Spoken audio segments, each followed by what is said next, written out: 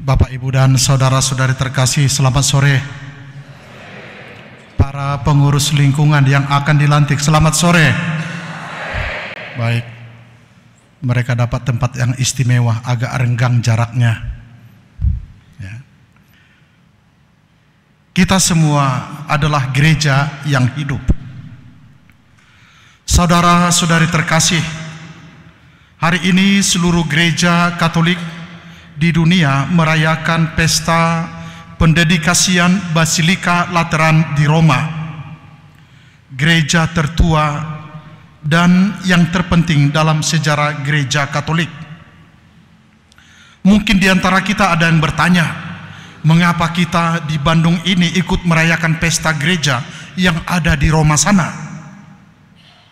Kalaupun pertanyaan ini ada di dalam hati kalian, itu merupakan sebuah pertanyaan yang wajar. Tetapi yang perlu kita renungkan adalah jawabannya atas pertanyaan itu. Merupakan sebuah jawaban yang sangat indah.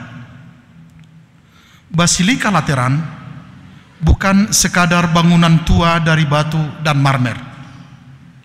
Ia adalah gereja katedralnya Paus, yang juga adalah uskup Roma. Dan basilika ini disebut sebagai ibu dan kepala dari semua gereja di kota dan di dunia. Dari gereja inilah tanda kesatuan seluruh gereja Katolik berpangkal. Maka sesungguhnya ketika kita merayakan pesta ini, kita sedang merayakan persaudaraan dan kesatuan kita sebagai tubuh Kristus, gereja yang satu, kudus, Katolik, dan apostolik. Basilika Lateran dibangun pada abad keempat oleh Kaisar Konstantinus. Itu terjadi sesudah kekristenan bebas dari penganiayaan. Setelah berabad-abad dalam ketakutan, umat Kristen akhirnya dapat berkumpul dan berdoa dengan bebas. Maka gereja Lateran menjadi simbol kemenangan iman atas ketakutan dan menjadi tanda bahwa gereja hidup dan bertumbuh di tengah-tengah dunia. Perayaan ini bukan hanya mengenang bangunan suci di Roma, tetapi kita diingatkan bahwa gereja yang sejati tidak dibangun dari batu dan marmer, melainkan gereja yang sejati ada dan lahir di dalam hati umat yang percaya. Tadi kita mendengar dalam bacaan kedua, Rasul Paulus menegaskan, kamu adalah bait Allah dan Roh Allah diam di dalam kamu. Bait Allah adalah kita dan Roh Allah diam di dalam hati kita. Artinya setiap orang beriman adalah bagian dari bangunan Allah yang hidup. Kita semua, entah kita sebagai imam, biarawan, biarawati, bapak, ibu, umat, para pengurus lingkungan, kita semua adalah batu-batu yang hidup, yang bersama-sama membentuk rumah Allah di tengah-tengah dunia.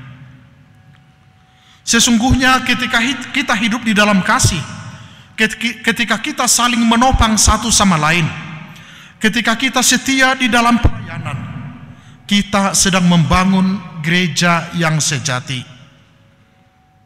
Tetapi dari persaudaraan, dari doa dan kasih, di sana orang akan berkata, sungguh mereka adalah gereja yang hidup. Gereja yang hidup bukan hanya ketika Ekaristi dirayakan di altar, tetapi ketika kasih Kristus tetap hidup dan menyala di dalam persekutuan umatnya, di rumah, di lingkungan, dan di tengah masyarakat. Dan ini adalah cara gereja menghadirkan kerajaan Allah di tengah-tengah dunia ini. Sebuah penggambaran yang sangat indah dalam bacaan pertama dari kitab Nabi Yeskiel. Tadi kita mendengar tentang air yang mengalir dari bait Allah. dan air itu membawa kehidupan kemanapun ia pergi. Kemanapun air itu mengalir, akan membawa kebaikan bagi semua yang terhubung dengannya. Bacaan dari kitab Nabi Hesekiel ini sesungguhnya merupakan sebuah pengungkapan, sebuah wahyu tentang gereja itu sendiri. Itulah gambaran gereja ketika kasih Allah mengalir dari persekutuan umat, dunia pun menjadi lebih hidup. Setiap tindakan kecil yang dilakukan dalam kasih, misalnya mengunjungi orang-orang sakit, mendoakan orang yang berduka, menyambut yang baru, mereka yang belajar menjadi murid Tuhan. Ingat, tindakan-tindakan ini adalah air hidup yang mengalir dari hati gereja. Ketika Anda berbuat baik, sesungguhnya itu bukan hanya semata-mata menunjukkan dirimu, tetapi kita menunjukkan yang lebih tinggi, yakni Allah sendiri yang hadir di dalam gerejanya. Yesus sendiri menyatakan bahwa dialah bait Allah yang sejati, tempat Allah berdiam dan berkarya. Melalui Yesus, Allah tidak lagi tinggal dalam bangunan batu, melainkan di dalam hati setiap orang yang percaya kepadanya. Yesus bersabda, barang siapa percaya kepadaku, dari dalam hatinya akan mengalir aliran-aliran air hidup. Yohanes bab 7 ayat 38. Saudara-saudari yang terkasih, sabda itu hari ini menjadi nyata di dalam diri kita, terutama di dalam diri para pengurus lingkungan yang akan dilantik. Bapak, Ibu, saudara-saudari terkasih, para pengurus lingkungan, perlu kita menyadari bahwa kita dipanggil untuk menjadi batu hidup yang menyusun tubuh gereja dan menjadi saluran kasih yang menghidupkan persekutuan. Gereja Katolik di Asia melalui sebuah sidang FIBC pada tahun 1989 atau 90 telah memutuskan bahwa hidup menggereja kita diwarnai dengan apa yang disebut dengan komunitas basis gereja. Dan mana komunitas basis gereja yang sesungguhnya itu dihayati di dalam lingkungan kita. Dan komunitas basis gereja adalah tiang-tiang penyangga. Jika kita memiliki komunitas basis yang kuat, jika kita memiliki lingkungan yang kuat, maka paroki kita akan kuat, dan sebaliknya. Lihat betapa besar perananmu, Bapak Ibu, para pengurus lingkungan, untuk memperkokoh gereja kita. Pelayanan kalian sesungguhnya bukan sekadar tugas administratif, tetapi pelayanan kalian adalah karya iman untuk membangun kehidupan umat bersama dengan Allah.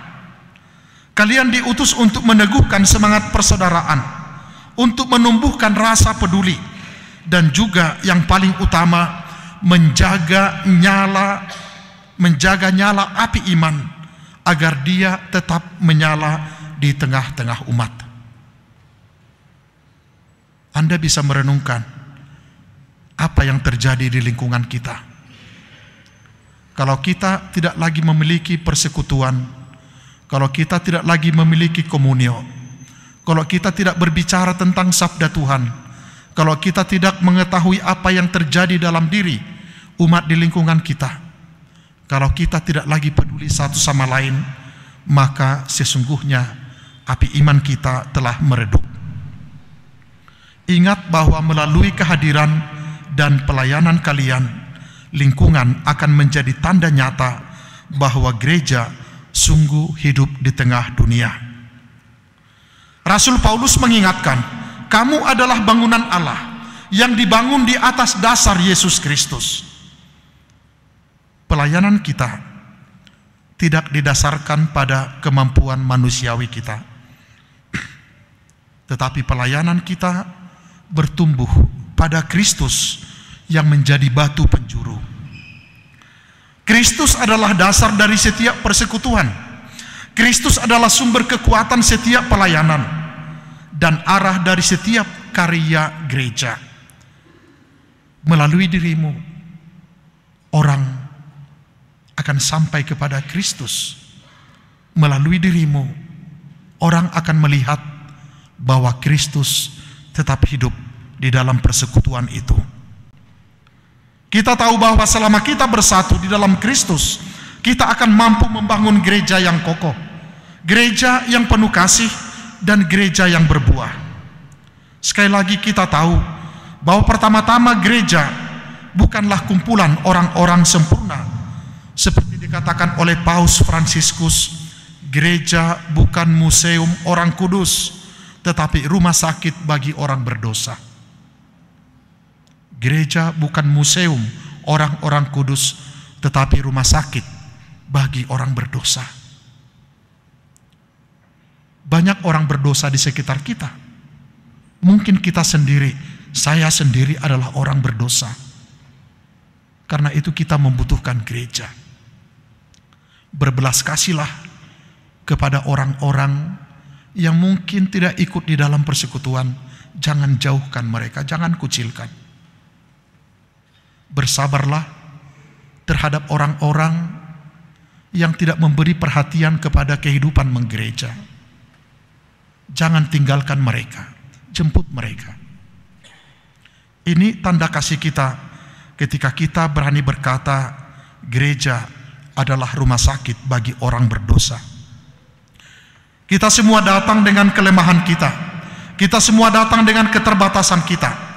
Namun di dalam Kristus, kelemahan itu akan berubah menjadi kekuatan. Roh Kuduslah yang mempersatukan. Roh Kuduslah yang menyembuhkan. Dan Roh Kudus akan meneguhkan kita sebagai satu tubuh. Maka pada hari pelantikan ini, kita menegaskan kembali panggilan kita bersama. Jadilah gereja yang hidup di tengah dunia.